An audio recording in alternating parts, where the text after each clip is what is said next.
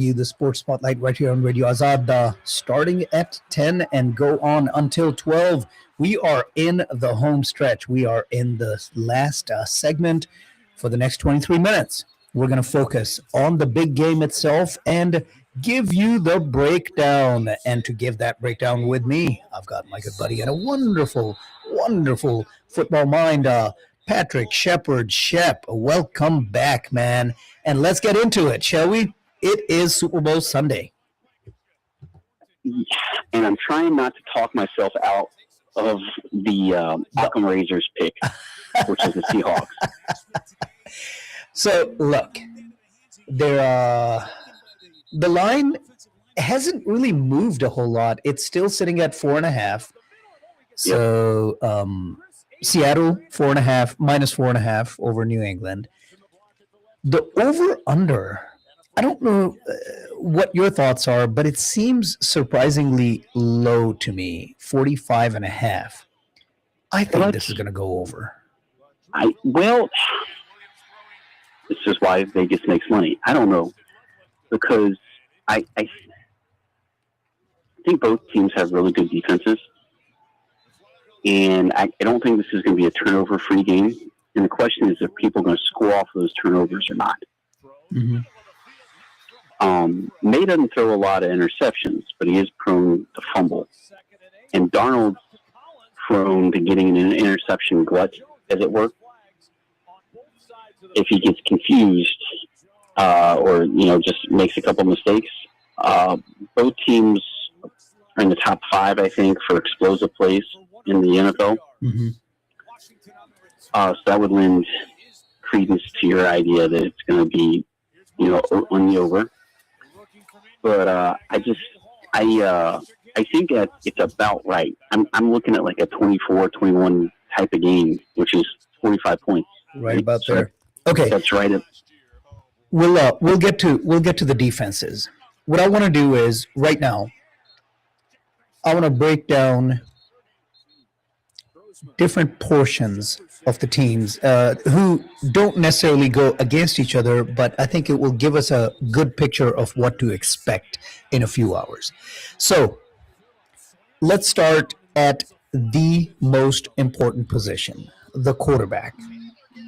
And I think what we want to look at is through two lenses, right? I think we look at these quarterbacks through the lens of this year, the 25-26 season, and then through the lens of their careers and the paths that have brought them to this point.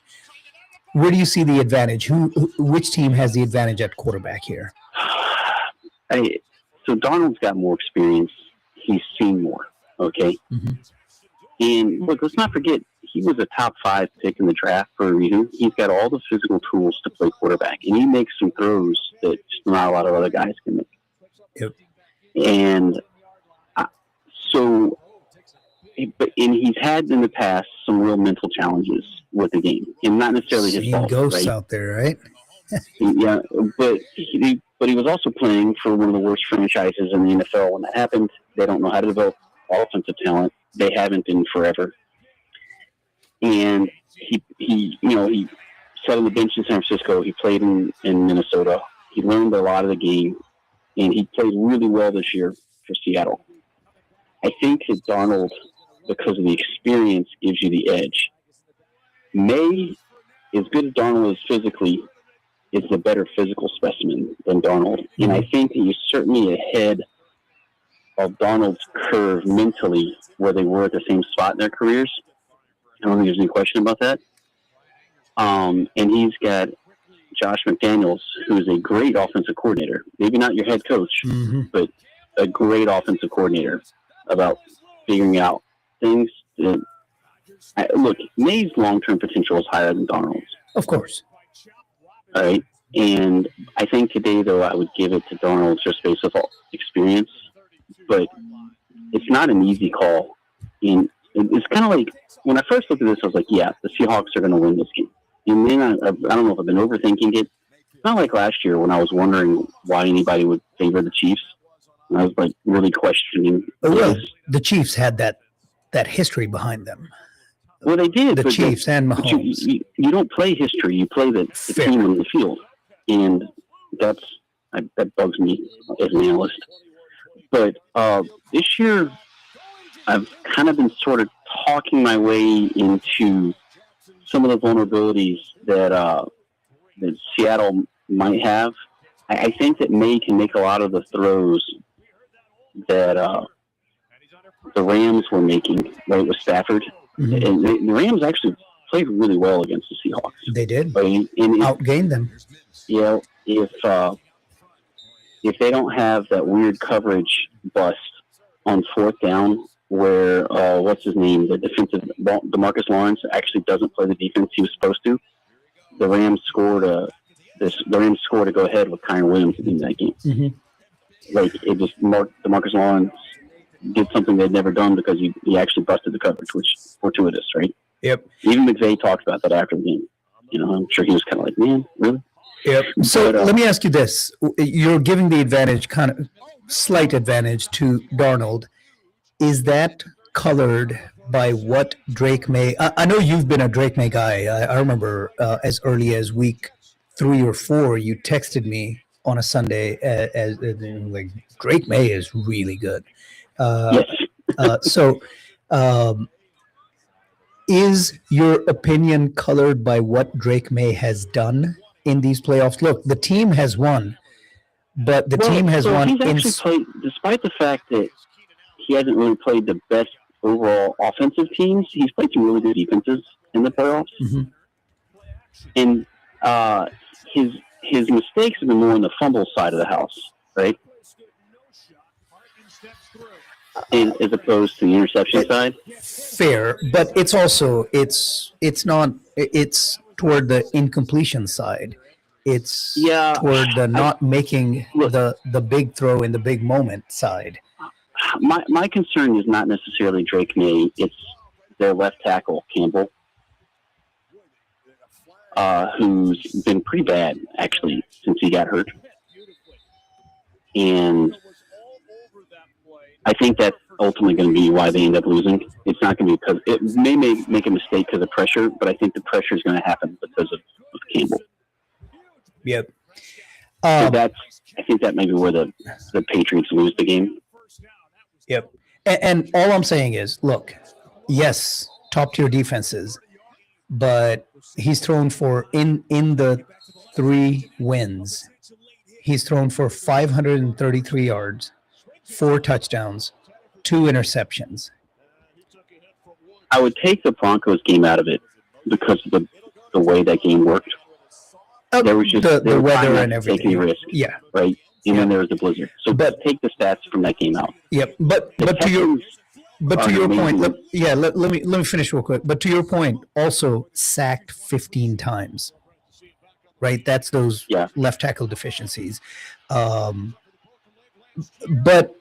the point I was trying to make was, you can't say this is going to be different because those were top tier defenses. Because guess what? Guess what Seattle is? Well, that's why I think that in the end, I think Seattle ends up winning because Campbell's going to get pressured or get beat. But I think Josh McDaniels. So the Seahawks play a really weird defense. They're in their nickel on first and second down in what are traditionally base defense downs, even against base offense packages like 11 or 12 personnel. Mm-hmm. A lot, okay? And they've been able to do that because of the safety in the war. He plays safety, star, outside line. He basically allows them to do a lot of things, plus their defensive line. They've been able to get pressure with their forward. But I think that McDaniels is such a good offensive coordinator that the Patriots will be able to scheme around that and do a lot of the same things the Rams did. So that being said, look, we've got a little bit more to talk about this. Yeah, you're starting to come back toward the Patriots a little bit. Yeah, is what I'm hearing. I wouldn't be shocked if the Patriots won because of those things, but I don't see how the line's going to hold up enough to let May actually win the game. Yep. And I think Campbell may lose the game. That being said, I think Darnold, if because look, the Patriots defense is really good, and if they confuse Darnold into going on a run of bad throws, which is always possible, then I think they can win. Yep.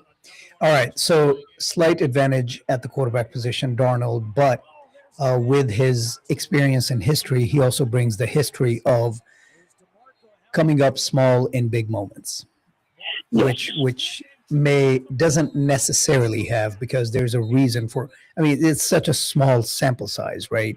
The big moments have been these 3 playoff games, and it's really good defenses, it's bad weather, all that good stuff. All right, so but slight advantage quarterback. At the running back position, it's the advantage of Seahawks, right? Yeah. I mean, just the Walker is so good. Wide receiver, I think that's also Seahawks. Well, yeah, there's a guy out of my fantasy team that nobody else bid for, and I got, and rode me to the semifinals of our league before my team imploded. Yep. Jackson Smith and yeah. Jigba. He was the best fantasy player this year for me, by far. And the dude always seems to be open. He has a chemistry like Jordan Jefferson did with Darnold in Minnesota. Yep. Which is actually one of the reasons why I drafted him. I thought because Darnold picks the one guy, and Jackson Smith and Jigba is always open. He's just always open. Yep. So slight advantage quarterback, definite advantage running back, definite advantage wide receivers, and the better offensive line. Seattle. Yeah. Former Mississippi State product, Charles Cross anchoring the line at left tackle. Yep. So that would indicate, and I'll get to the defenses in a minute, but that would indicate that 4.5 might not be enough of a spread, right? So does it come down to not just the defenses, but the actual coach in place on the other side, right? So look, as good as McDonald is, and McDonald has shown flashes and the meteoric rise and what he's done, what he did with Baltimore, and now for the last 2 years at Seattle, all of that, great stuff. But Vrabel has a little bit more pedigree as well as body of work that he can show. What he did with the Titans and what he's done with the Patriots this year, right? Would you say that at the coach the advantage is maybe not a decided advantage, but an advantage Patriots? No. Oh. Even though I like both of them a lot, I think McDonald is just as good a coach as Vrabel. So I think that's a push. Wow. I really like what he's done. All right. And now it's not as big a sample size, okay? But I really like what he's done. Now then, a lot of that may hinge on whether or not his ability to play nickel when he shouldn't works today. And if I think that's the biggest question today is can Josh McDaniel punish the Seahawks for playing nickel when they should play base by the philosophy of the game, and if they can, then I think the Patriots will win. If they can't, I think the Seahawks will win. Okay. So then I think we're in the home stretch here. Let's talk about those defenses then. Here are my thoughts. I wanna hear yours. So we've talked about what a wonderful defense the Seahawks have, but they're coming off of 450 plus yards of offense and 27 points to the Rams. Yeah. Was that more Sean McVay and Stafford showing up in the big moment like they often do, or was that deficiencies on the Seahawks defensive side? Was that just better offense and better game planning trumping a good defense, or are there concerns on the Seahawks defense? I think there's concerns because of the way that the Rams are able to exploit the defense. Mm-hmm. I mean, they did really well, and they There were a couple third down plays they've been making in the first half, and then the fourth down play. But I think if they hit any of those, either the two first down plays or the two third down plays in the first half that I thought were actually defensive holding or defensive pass interference, or if they hit the fourth down play in the fourth quarter, you have a really different ending to the game. Yep. Because the one of the reasons why the Seahawks were able to throw the way they were on the last drive is because the Rams had to play the run because they were worried about the Seahawks chewing up the clock, and that actually gave some really favorable looks to the Seahawks passing.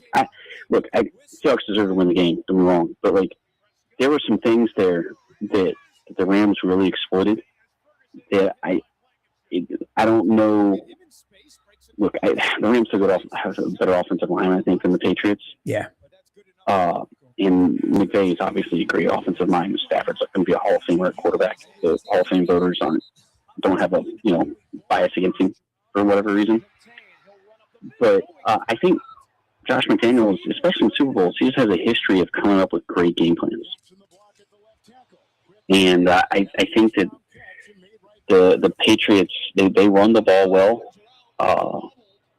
I think there's a pathway to victory here for the Patriots. Okay, I don't think that's going to happen, but I'm hedging, right? But I think the Seahawks are going to win. But I think the Patriots, if they get a couple things right, may just win the game. And then the legend of Drake May will grow a lot. I think. I think you're absolutely right. The winning quarterback of this game has an opportunity to vastly change not just their fortunes, but their perception in the league. Now, May already has a positive perception, but to your point, it's going to be the legend that grows, the second-year quarterback who comes in and wins. Is there another Patriots quarterback that won in second? There is. Didn't quite turn the franchise from worst to first.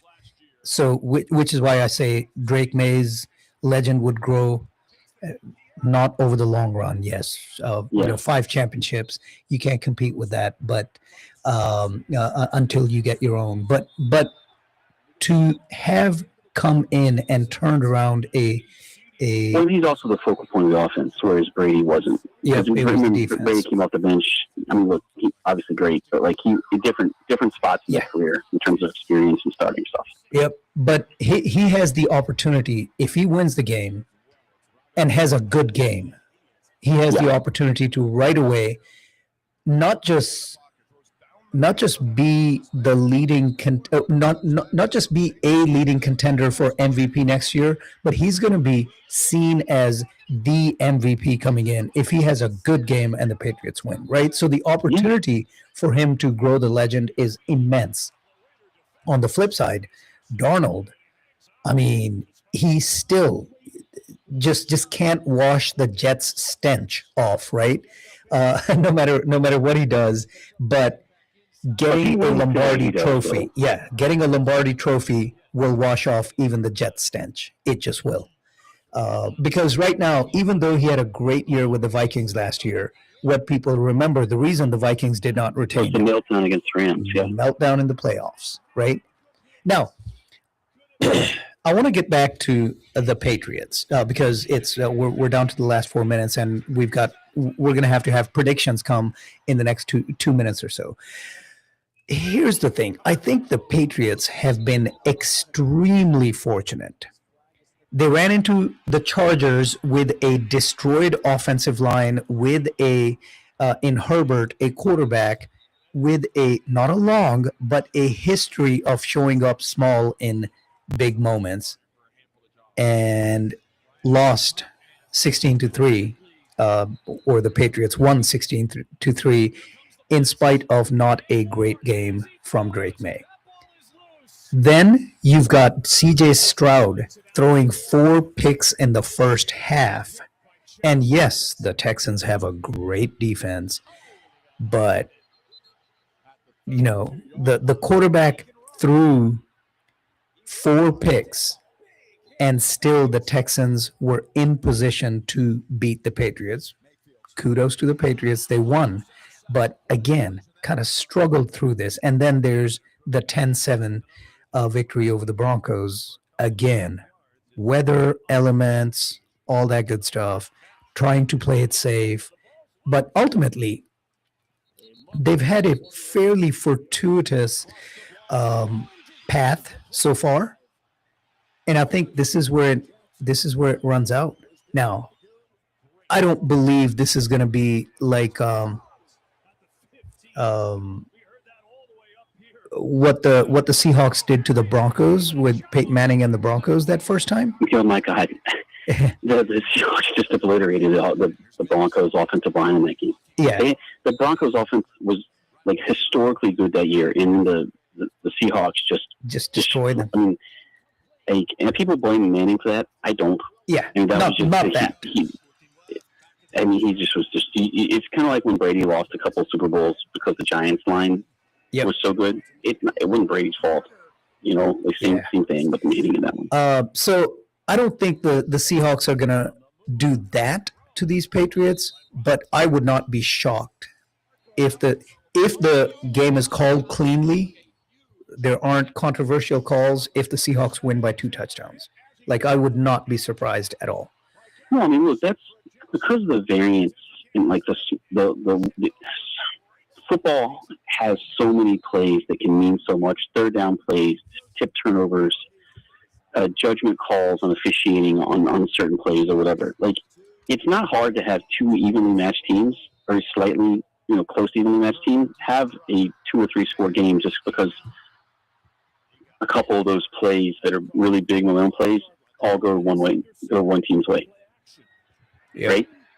Yep. So my prediction, and then you'll have 60 seconds to give your thoughts. My prediction: Seahawks 27, Patriots 17. Okay. I'm a little closer than you. I think it's 24-21 Seahawks. All right. You heard it here. But I think that there's a bigger chance of the Seahawks breaking the game open than the Patriots. Yes. Absolutely. I would be shocked if the Patriots win in a laugher. Like, that is not on my bingo card. That is not what I'm expecting in any way, shape, or form. So you're absolutely right. Can it happen? I guess anything can happen on any given Sunday, right? But yeah, I think the Seahawks, if the game is called fairly and cleanly, I just don't see how these teams can have a result anything different than the Seahawks winning by double digits. So 27-17 for me, 24-21 for Shap. It is go time. I think the festivities get kicked off in another hour. I mean, there's stuff going on all day Sunday, but I think the game doesn't kick off until 5:16 or whatever that is. Yeah. It's always an odd time. So yeah, the actual game won't get kicked off, but the proper festivities usually get going about 3 hours ahead. But as I said, it's all about Super Bowl Sunday is absolutely 100% all about the Super Bowl, and you can catch all kinds of stuff related to it. It is, but there is a spicy Premier League game going on right now. Oh, who's playing? So Manchester City and Liverpool. City really needs to win to try to keep pace with Arsenal, and they're getting some help from the referees at the moment to keep it 0-0. But yeah, good game if you guys have Peacock. All right. Well, if you've got it, get it done. But yeah, the big games, the Super Bowl is going to get kicked off. It's whatever 6:20 some Eastern time, 5:20 Central, and it's going to be. I'm excited. I'm looking forward to the ads as well. But and I'm going to be sitting there. Look, as a fan of the Buffalo Bills, I'm going to be sitting there pulling against those Patriots. Yeah, I'm more of a neutral in this one, so we'll see what happens. All right, Shep. Always a pleasure. Enjoy the game. We'll talk next Sunday. All right, man. Later. Thank you. You've been listening to the Sports Spotlight. This is Rizwan signing off right here on Radio Azad, where your voice matters. I'm going to be back not only at 9 o'clock with Chandni Ratein this Wednesday evening, but before that on Nahle Pe Dehla with Umair and Nazair, we're going to be talking Pakistan cricket and the World Cup. And then, of course, I'll be back here next Sunday at 10 a.m. with the Sports Spotlight. Until then, be kind to yourselves and to others, because that's what makes the world go round. Have a wonderful day.